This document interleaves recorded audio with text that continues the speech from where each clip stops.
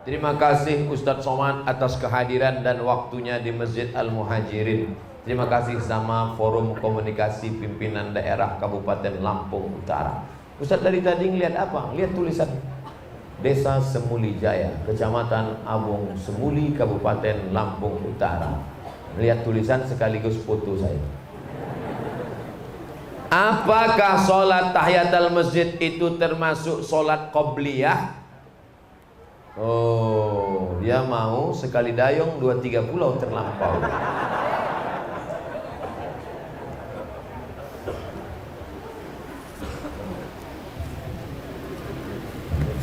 Masuk masjid, tiba-tiba jam dinding masjid itu sudah memberi tanda 2 menit, 2 menit, 2 menit, 2 menit. Kan ada jam yang gitu kan?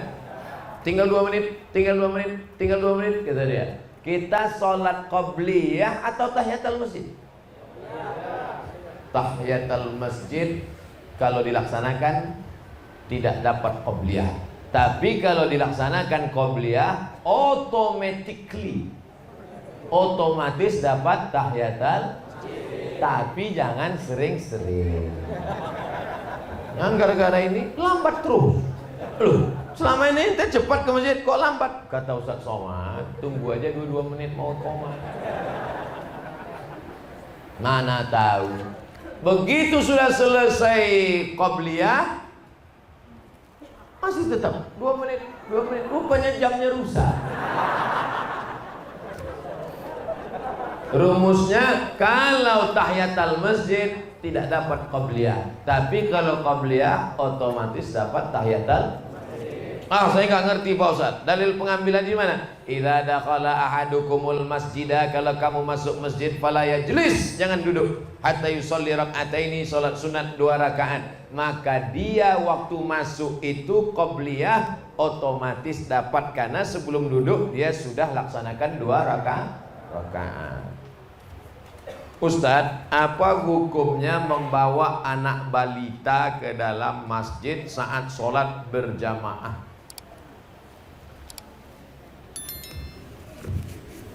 Ada sebagian pengurus masjid anti sama anak kecil. Kalau nengok anak kecil, pulang. Naik darah tinggi, kolesterol naik. Kalau di Masjid Al-Muhajirin masih ada anak-anak lari-lari, lompat-lompat, jerit-jerit, berarti 20 tahun lagi masih tetap ada sholat berjamaah. Takbir. Anak kecil dibagi 3, siji loro telu. Yang pertama namanya sobi, 4 tahun ke bawah. Yang kedua mumayyiz, kira-kira sudah bisa membedakan mana baik mana buruk. Mohon maaf anak ustadz, ini mumayyiz. Mumayyiz artinya kalau diginikan, diam ya nak, duduk ya nak, mumayyiz sudah bisa. Tapi kalau yang sobi tadi yang 4 tahun kita ginikan, diam ya nduk, kita pula diginikannya.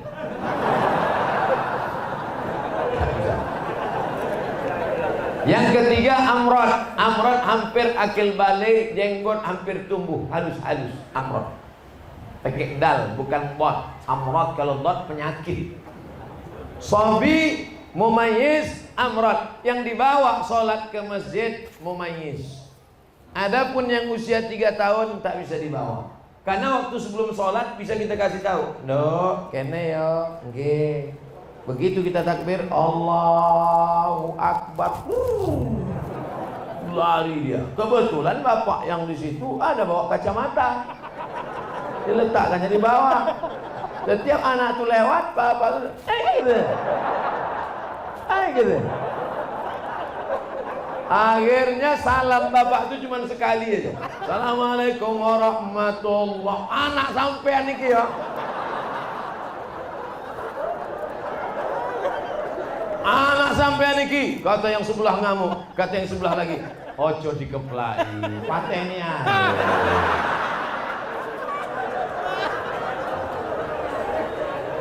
Oleh sebab itu maka yang di bawah itu yang mumayyiz. Saya sudah ceramah 70 menit, anak kita masih serius mendengar ceramah. Mudah-mudahan dijadikan Allah pemimpin Lampung. Bayangkan tahan dia dengar ceramah 70 menit. Kadang orang baru 15 menit. Ya anak kecil tahan 70 menit. Entah karena takut sama saya. Tengoknya suara Ustaz menggelegar. Ini kalau kita ngantuk gawat nih katanya. Rabbana hablana minas solihin. Jadikan anak-anak kami anak-anak soleh-solehah. Ustadz, metode cepat hafal Quran tuh gimana Pak Ustadz? Quran saya yang ingat dulu aja udah hilang. Dulu waktu di Al-Azhar kuliah, tahun pertama wajib hafal 2 juz, tahun kedua 2 juz, tahun ketiga 2 juz, tahun keempat 2 juz, mata kuliah 13. Kalau nggak lulus 13 mata kuliah, naik bawa 1. Kalau nggak lulus 3 mata kuliah, potong beasiswa 25%. 2 tahun nggak lulus, potong beasiswa 50%. 3 tahun nggak lulus, DO, drop out, diusir dari Al-Azhar, siap-siap buat rakit hanyut dari Sungai Nil ke Sungai Siak. Kejam Al-Azhar, tapi disiplin dia. Pendidikan baik. Nyontek nggak boleh. Kalau ketangkap nyontek, langsung dicabut visa 1 tahun, dipulangkan ke Indonesia. Begitu pulang saya jadi dosen, saya terapkan di kelas. Jangan nyontek. Yang nyontek, awas. Kata mahasiswa, sama bapak aja nggak boleh, yang lain boleh.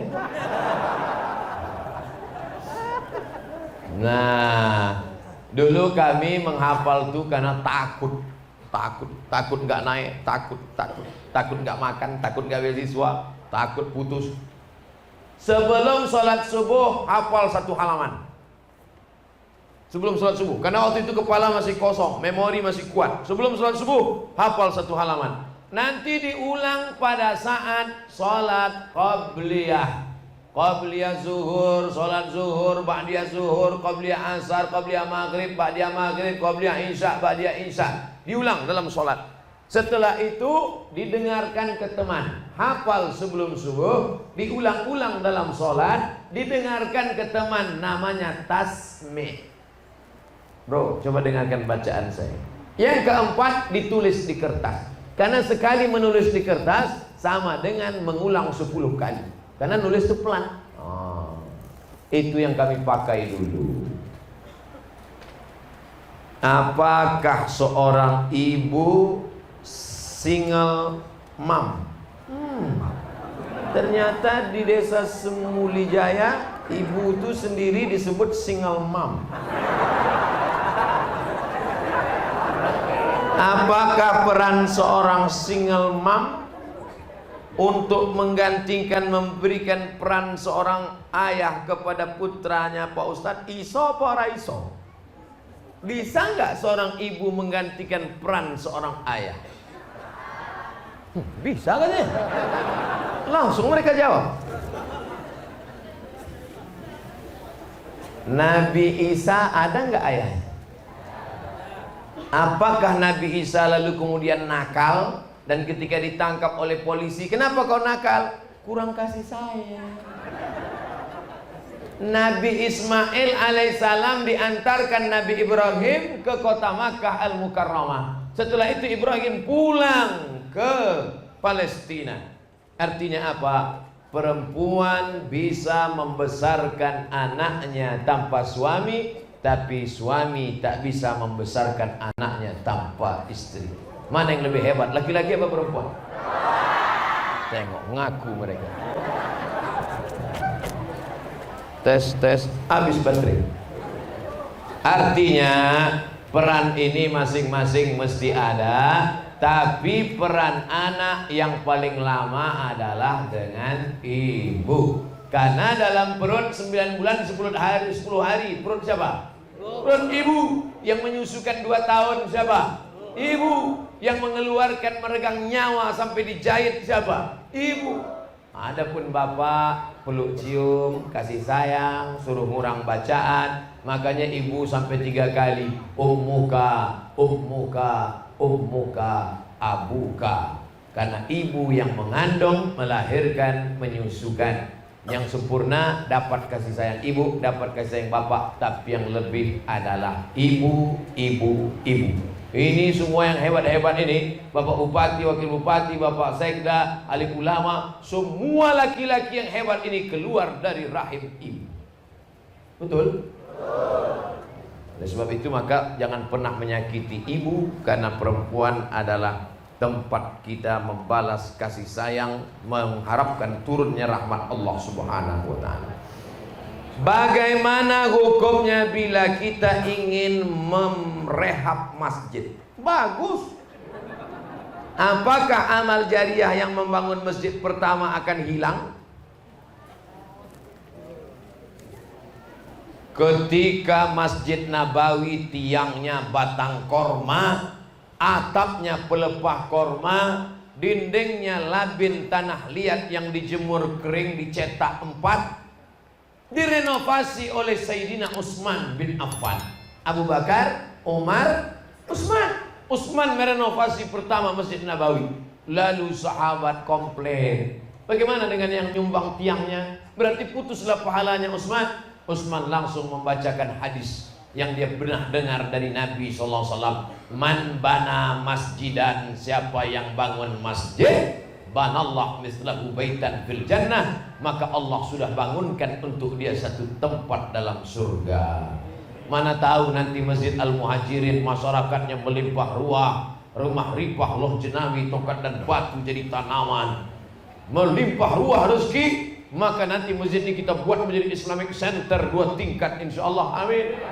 Ada pondok tahfiz Qur'annya, ada tempat praktek dokternya, ada tempat kumpul anak mudanya. Apakah hilang pahala orang yang nyumbang dinding keramik? Tidak, maka tetap mengalir. Kalaupun mau dijual atapnya, maka dijual, duitnya tetap balik lagi ke masjid. Kalaupun dindingnya mau dihancurkan, dindingnya menjadi pondasi masjid atau ke masjid lain, tidak dibuang, tidak digunakan untuk sia-sia, karena dia adalah wakaf. Wakaf itu la yuba'u, tak boleh dijual, wala yuhabu, tak boleh dihibahkan, wala yurasu, tak boleh diwariskan, tapi wakaf kembali kepada wakaf.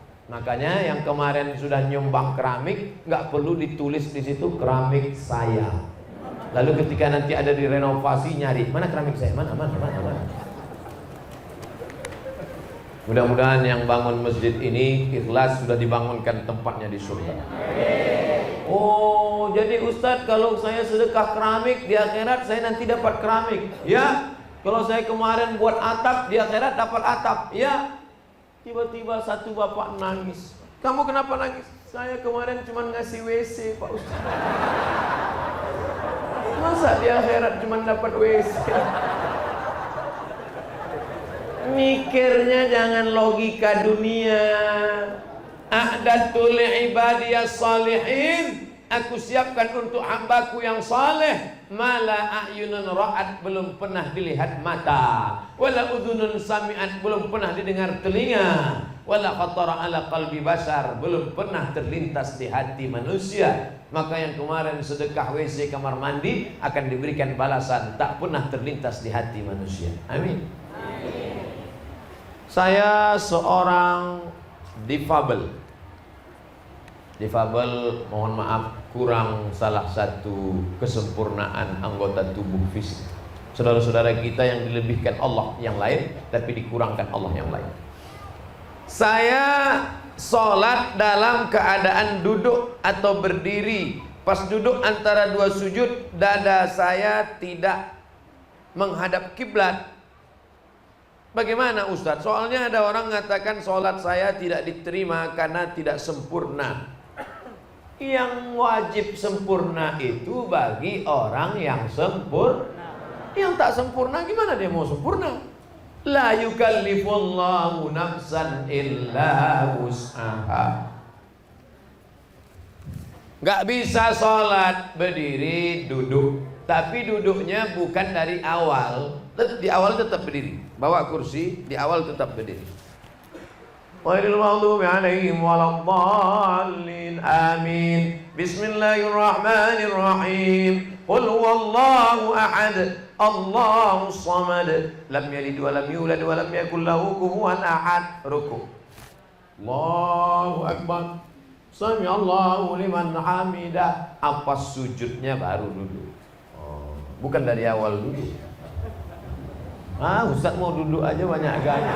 Saya praktek ini. Nah, jadi kalau memang dia bisa berdiri. Tapi kalau dari awal tak bisa berdiri. Orang yang kena vertigo nggak bisa berdiri. Vertigo nggak bisa. Asalnya goyang apa? Goyang. Dari awal tak bisa. Takut tumbang. Dari awal dulu. Allahu Akbar. Rukuknya setengah. Allahu Akbar. Sami Allahu liman hamidah. Sujudnya lebih rendah. Apakah kening mesti ditempelkan? Mau ditempel kemana? Takkan tempel ke tiang. Nah, oleh sebab itu maka ini termasuk dalam orang yang tak sempurna. Atau maaf cakap, tulang belakang bungkuk, lalu tidak bisa menghadap ke kiblat. Yang penting arah dia sudah. Fawalli wajhaka syatral masjidil. Adapun orang yang sempurna, maka semuanya mesti menghadap. Wajahnya menghadap, dadanya menghadap, matanya ke arah kiblat. Barulah diangkat takbiratul ihram bagi yang sempurna. Orang tua kami anaknya perempuan semua. Bagus, dapat mantu sugih. Dalam Islam hak perempuan istri ada pada suami. Jika suami tersebut pelit terhadap orang tua istri, bagaimana orang tua kami saat beliau tua dan tak berdaya, Pak Ustaz? Makanya sebelum dapat mantu buat tim fit and proper test. Mudah-mudahan ibu-ibu yang punya anak perempuan dapat menantu yang soleh-soleh macam mereka. Ibu dari sekarang mulai tengok-tengok mana calon-calon menantu. Yang senyum, yang lajang aja.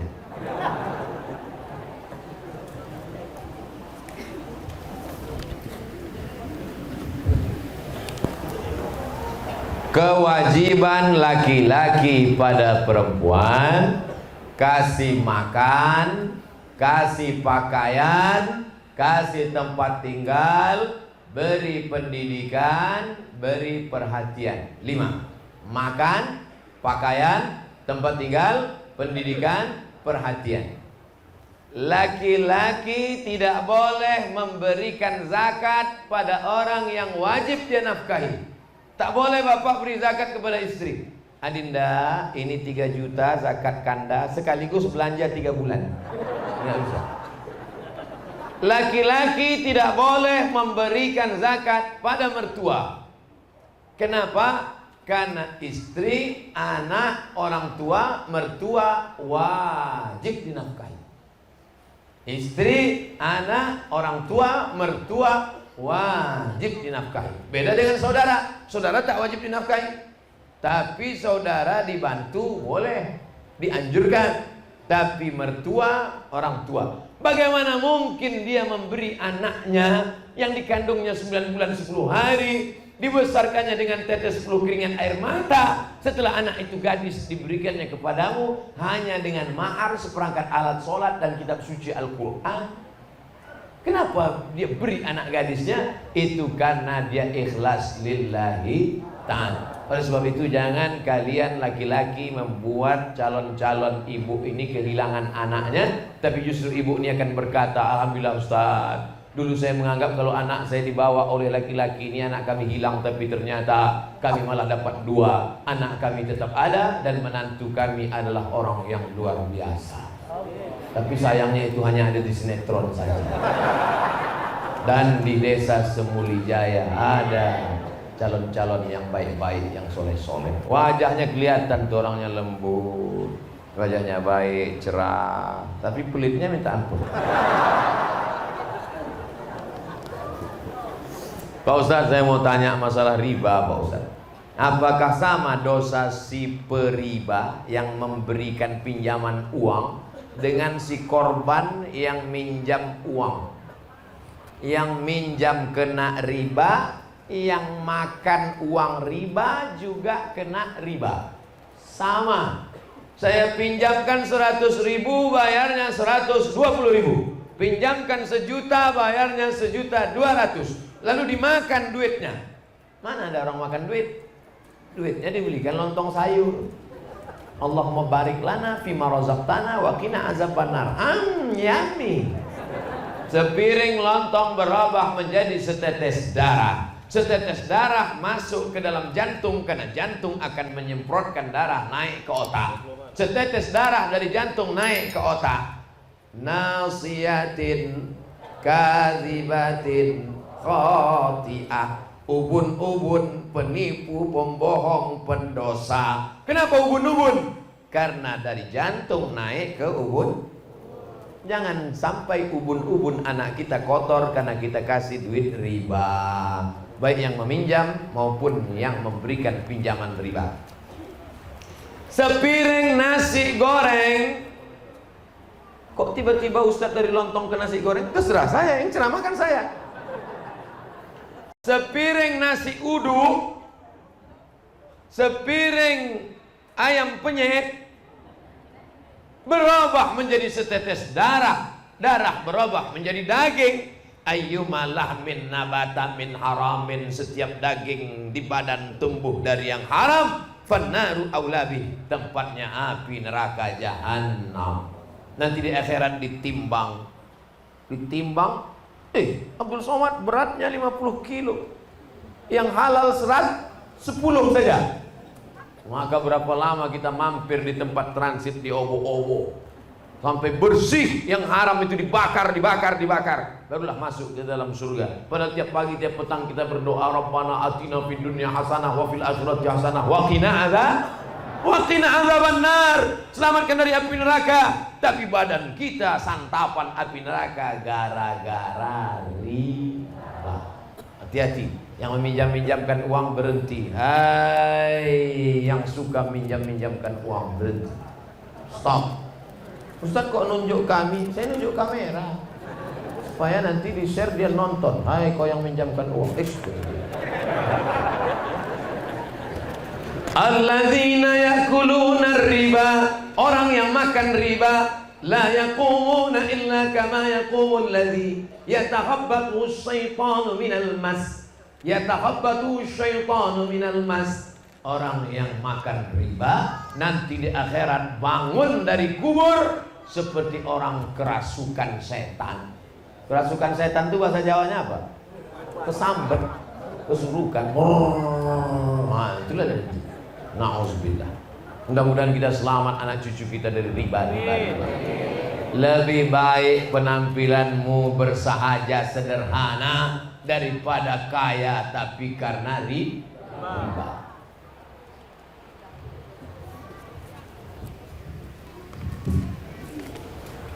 Jamaah Masjid Al-Muhajirin ini orangnya serius-serius. Dari mana Ustaz tahu? Diketik pertanyaannya. Artinya memang niat nuntut ilmu. Diketik dari rumah, di print, dibawa. Bayangkan serius. Bayangkan kalau sudah diketik, di print, enggak saya bacakan. Sumpahnya saya. Mati berdirilah kau Abdul Somad. Saya seorang bankir di salah satu bank swasta konvensional. Menurut hukum agama apakah masuk kategori riba? La'anallahu akilar riba, Allah melaknat orang yang makan riba. Wa mukilahu, orang yang memberi makan riba. Wa katibahu, pegawai pencatatnya. Wa syahidaihi, 2 orang saksi yang menjadi saksi dalam transaksi riba. Kulluhum sawa, semua mereka sama. Jadi gimana nasib saya Pak Ustadz? Kalau ada kerja lain pindah. Tak ada kerja lain Pak Ustadz, istri hamil tua, rumah belum lunas. Jangan kau lanjutkan, tak sampai hati aku mendengarnya. Boleh kerja di situ sampai dapat kerja yang layak karena hukum darurat. Pilihannya 2, makan babi atau mati. Pilih mana? Pilih makan babi apa mati? Jangan mati, nggak boleh. Pilih babi, ambil kecap, masak babi itu sedikit. Karena kita tidak boleh pilih mati. La tulqu bi aidikum ila tahlukah. Jangan kau jerumuskan dirimu ke dalam kebinasaan. Makan riba, makan babi, sementara datang pisang. Tapi kalau udah datang pisang, tinggalkan babi, makan pisang. Jangan nanti datang kawan bawa pisang, bro, ini ada pisang. Makanlah pisang, enak babi ini. Apakah saya berdosa apabila niat saya hanya untuk mencari nafkah keluarga? Di bank ini gajimu 5 juta, tapi kau kerja lain 3 juta masih bisa hidup. Pilih yang 3, tinggalkan 5. Tapi kalau tak ada sama sekali Pak Ustadz, maka di situ engkau darurat, niat dalam hati, ya Allah, beri aku pekerjaan yang lebih halal, lebih baik, akan kutinggalkan yang riba. Alhamdulillah Ustadz Somad, dengan ceramah Ustadz kemarin saya sudah meninggalkan. Kapan meninggalkannya? Baru kemarin. Umur berapa? 56 tahun. Rupanya pensiun. Apabila saya sudah punya keinginan atau niat suatu hari nanti atau dalam beberapa tahun ke depan akan berhenti dari tempat saya bekerja saat ini, namun saya masih mempersiapkan modal terlebih dahulu agar saya berhenti, saya memiliki penghasilan lain. Ini panjang ceritanya. Pokoknya kalau ada kesempatan engkau meninggalkan riba, tinggalkan. Anggap ketika makan itu sama dengan makan babi, maka haram, lepaskan. Kita doakan mudah-mudahan yang terjerat riba dilepaskan Allah Subhanahu wa taala. Apa hukum orang sudah meninggal punya utang di bank? Apakah harus dibayar ahli waris atau dianggap lunas? Sedap kali.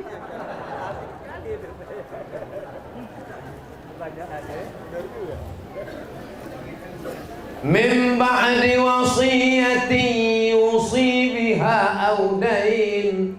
Tidak boleh membagi harta warisan sebelum dikeluarkan dua. Yusi biha, keluarkan wasiat. Aw dain, bayarkan hutang. Makanya jangan bangga kalau bapakmu punya harta warisan 1 miliar. Boleh jadi utangnya 1,5. Makanya kita baca, jangan beli ruko ini bermasalah, karena rupanya dibagi ahli waris tapi dituntut.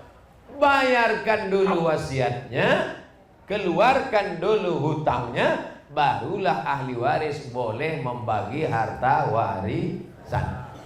Habis harta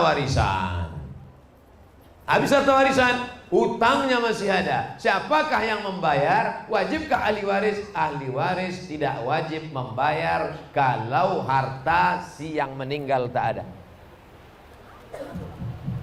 Ahli waris tes.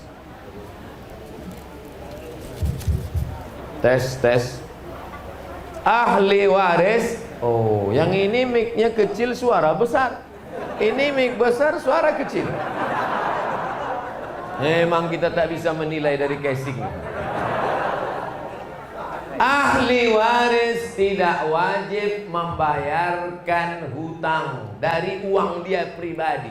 Tapi kalau dia bayarkan maka baik dan terhitung sebagai sedekah.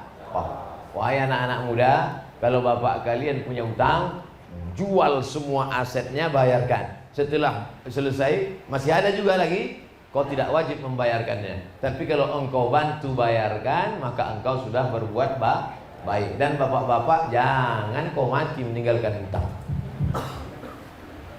Hutang budi Pak Ustadz, itu lain ceritanya. Pisang emas bawa berlayar, masak sebiji dalam peti. Hutang emas dapat dibayar, hutang budi dibawa mati. Ustadz, saya mau tobat.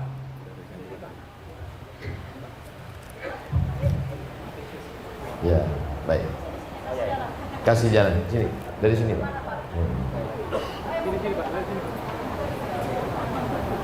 Saya mau tobat, mau hijrah. Saya mulainya dari mana? Dari kamar mandi. Kenapa taubat itu dari kamar mandi? Mamin muslimin yuznibu zamban. Kalau ada orang silap salah berdosa, summa yatatahhar, mandi taubat. Summa yusalli rak'ataini, usolli sunnatat taubat rak'ataini lillahi ta'ala. Summa yastaghfirullah, kemudian dia minta ampun kepada Allah. Astaghfirullah Rabbal baraya, astaghfirullah minal khataya, astaghfirullah Rabbal baraya, astaghfirullah minal khataya. usahakan menangis, meneteskan air mata, minta ampun kepada Allah, ikuti pengajian kiai, habaib, alim ulama, tuan-tuan guru. Setelah itu banyak berinfak, bersedekah, sampailah istiqomah mati dalam keadaan husnul khotimah. Apa hak istri terhadap suaminya, Pak Ustaz? Ibu punya sawit, amin. Di Desa Semuli tanam sawit, tanam karet apa tanam duit? Sawit. Ada semua. Oke. Ibu punya sawit 2 hektar. Amin. Bapak punya sawit 2 hektar. Apa beda sawit ibu sama sawit bapak? Dalam sawit bapak ada hak ibu, tapi dalam sawit ibu tak ada hak bapak. Setuju?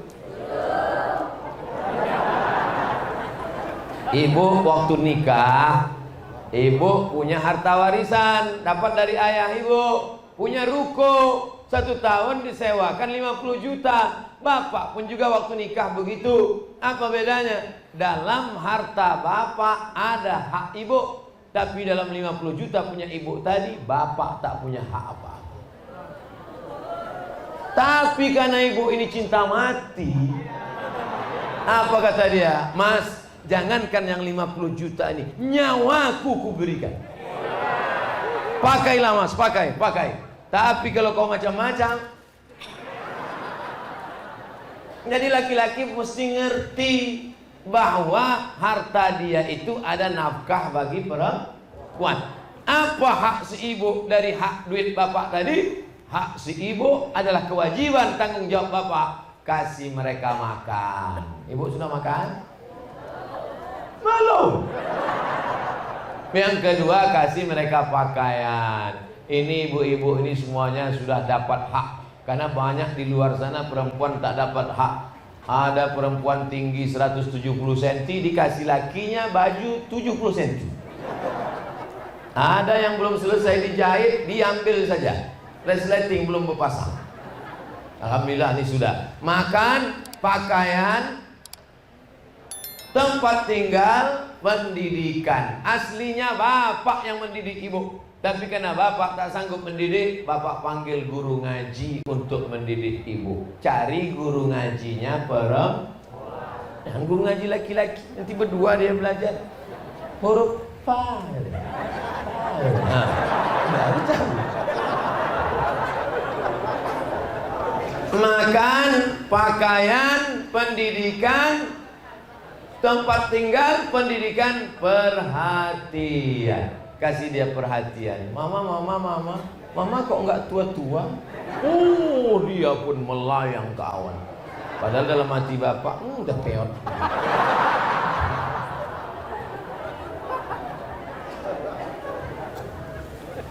Ustaz, di kampung saya banyak aliran. Bagus aliran listrik. Malah yang kita khawatirkan kalau tak ada aliran, padam. Saya bingung harus pilih yang mana. Pilihlah aliran Ahlus Sunnah wal Jamaah. Akidahnya Abul Hasan Al-Asy'ari, fikihnya mazhab Syafi'i, tasawufnya Imam Al-Ghazali, tasawuf Sunni bukan falsafi. Itulah yang dituliskan oleh Hadratus Syekh Hasyim Asy'ari dalam kitab namanya Risalah Ahlus Sunnah wal Jamaah. Aqidah Asy'ari, fikih Syafi'i, tasawuf Abul Hasan Asy-Syadzili atau Abu Hamid Al-Ghazali. Yang sholat berjamaah. Mbak Hasim ketika sedang sakit di Tembuk Ireng, kata santrinya, Mbak sholat di kamar aja di rumah. Apa kata Mbah Hasim? Waktu itu dia sedang demam. Panasnya api neraka, belum ada apa-apanya panas badanku ini dibandingkan panasnya api neraka. Ahlus Sunnah wal Jamaah. Oleh sebab itu jangan terpukau dengan kehebatan yang disangka karomah, tapi pandanglah bagaimana istiqomahnya melaksanakan sholat berjamaah. Pegang Ahlus Sunnah wal Jamaah. Ustaz, sampai batas mana tanggung jawab ayah ke anak? Pak Haji, ya Pak Ustadz, itu anak Pak Haji. Iya. Kok dia nggak pakai jilbab, rok pendek sekarang? Bukan tanggung jawab saya, Ustaz, tanggung jawab suaminya. Betul nggak omongan ini? Tidak. Minal mahdi ilal lahdi, dari buayan hingga ke liang lahat. Ibu punya anak gadis, dulu jilbabnya panjang, roknya panjang, tiba-tiba nikah dengan laki-laki salah pilih. Setelah nikah dia datang pakai rok setengah tiang, jilbabnya pasrah tapi tak rela, kukunya hitam, antingnya di hidung 3 biji. Kebetulan dapatnya laki anak fam. Dulu kalau ketemu diciumnya tangan ibu. Sekarang setelah nikah, mama sehat. Apakah ayahnya diam saja? Bapak wajib memanggil menantu bapak. Anak Fang, sini kau sebentar. Kenapa anak gadisku yang dulu baik kau jadikan begini? Kau mesti kembali kepada ajaran Islam. Panjang jilbabnya, panjang kainnya, hilangkan kutek karena air wudhu tak masuk. Panjang.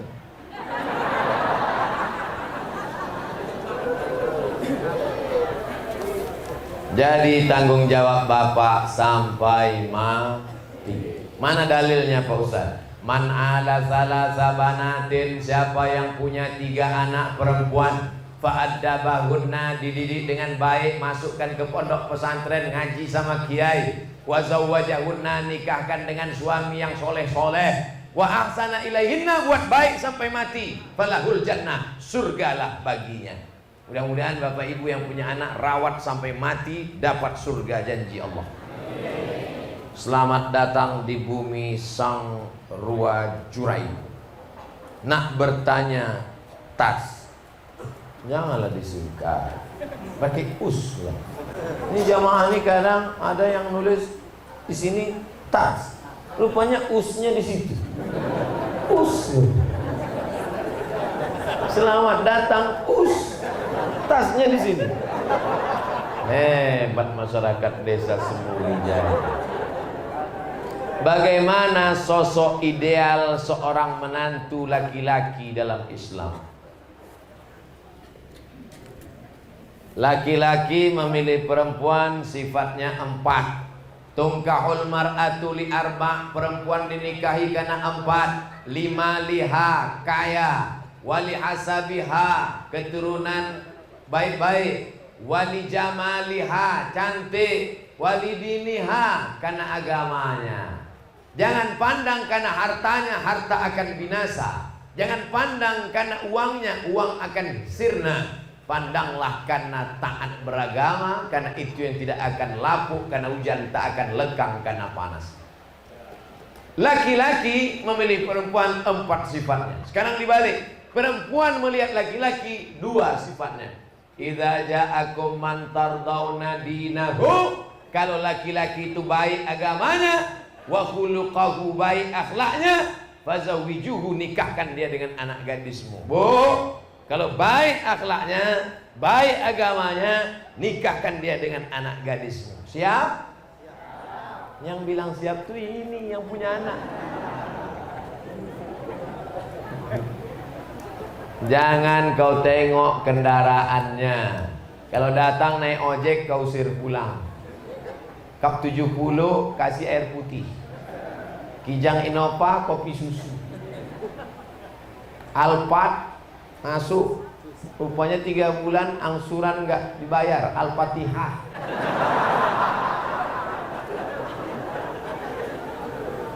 Saya ingin tanya, bagaimana cara bertaubat dari segala dosa yang pernah dilakukan di masa lalu? Kalau dosanya kepada Allah, mandi taubat, sholat sunat taubat. Kalau dosanya kepada manusia, minta maaf. Kalau ada utang piutang, bayar. Kalau ada yang menyakitkan hati, mohon maaf. Nanti kalau saya mohon maaf sama dia, dilemparnya pakai panci Pak Ustadz, pakai rantang pun gak apa-apa. Yang penting kita sudah minta maaf. Oleh sebab itu maka yang akan datang, wa atsbi'is sayyi'atal hasanata tamhuha, beramal soleh, maka dosa-dosa yang lalu mudah-mudahan dihapuskan dengan segala amal ibadah itu, insya Allah. At-taibu minadz dzambi kama la dzambalah, orang yang bertaubat maka seakan-akan dia tak punya dosa. Maka jaga hati, jaga lidah, jaga tangan, jaga pikiran, jaga perbuatan. Allah menjaga kita. Istiqomah solat berjamaah, ikuti kajian kiai alim ulama, membaca Quran, melazimkan wirid yasin, ikut berjamaah silaturahim. Akhirnya kita pun akan mati dalam la ilaha illallah Muhammadur Rasulullah sallallahu alaihi wasallam.